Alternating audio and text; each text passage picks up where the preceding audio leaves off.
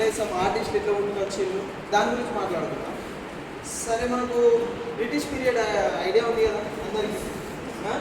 Britishers వచ్చిండ్రు, మన rule చేసిండ్రు, మన కల్చర్ అదంతా కొంచెం చేంజ్ అయిపోయింది. ఓకే, సరే. ఈ ఆర్టిస్ట్ మన దేశంలో ఆర్టిస్ట్ అనేది ఈ బ్రిటిష్ కాలం నుంచే పుట్టుకొచ్చింది. ఇది ద గుడ్ థింగ్ అన్నట్టు, అంటే వాళ్ళు చేసిన కొన్ని మంచి పనుల్లో ఇది ఒకటి. సో మనకి ఇప్పుడు అన్నీ మనం నేర్చుకున్న ప్రకారం ఏంది, బ్రిటిషర్స్ ఇవి చేసిండు, మనల్ని రూల్ చేసిండు.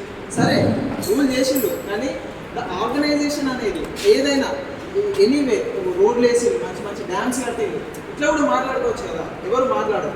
సో అదే వేళ ఒక మంచి పని ఏంది, ఒక ఆర్ట్ ఆర్గనైజేషన్ అనేది క్రియేట్ చేసింది ఇక్కడ వాళ్ళు బ్రిటిషర్స్. సో మనకు అంతకుముందు ఒక ఆర్టిస్ట్ పేరు కూడా తెలియదు మన దేశంలో, మంచి చేస్తుండే, స్కల్ప్చర్స్ క్రియేట్ చేస్తుండే, అది చేస్తుండే, ఇది చేస్తుండే. రాజా రవి వర్మ తెలుసు కదా మీకు, పెయింటింగ్ చూసి కదా, రాజా రవి వర్మ పెయింటింగ్స్. ఇది మన దేశంలో ఫస్ట్ ఆర్గనైజేషన్లో ఆయన ఉన్నాడు.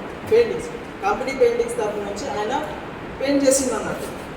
సో ఇక్కడ నుంచి కంపెనీ పెయింటింగ్ నుంచి మనకు ఒక ఆర్టిస్ట్ వాళ్ళు అనేవాళ్ళు ఉన్నారు అని అర్థమైపోయింది. సో దానికంటూ ఒక సపరేట్ వర్క్ క్రియేట్ అయింది బ్రిటిష్ కాలం నుంచి.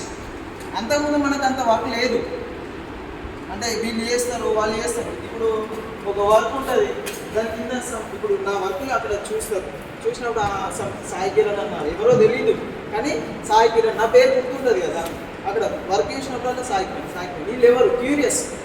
సో ఈ క్యూరియాసిటీ అనేది క్రియేట్ చేస్తుంది అన్నాడు బ్రిటిష్ కాలం. అక్కడ నుంచి మనకి మినియేచర్ పెయింటింగ్స్ అనేది డిఫరెంట్ ఆ బ్రిటిష్ కాలం నుంచి. దాని తర్వాత మొఘల్స్కి వచ్చేసి ఇప్పుడు బ్రిటిషర్స్ ఎట్లా వాళ్ళ హంటింగ్ సీన్స్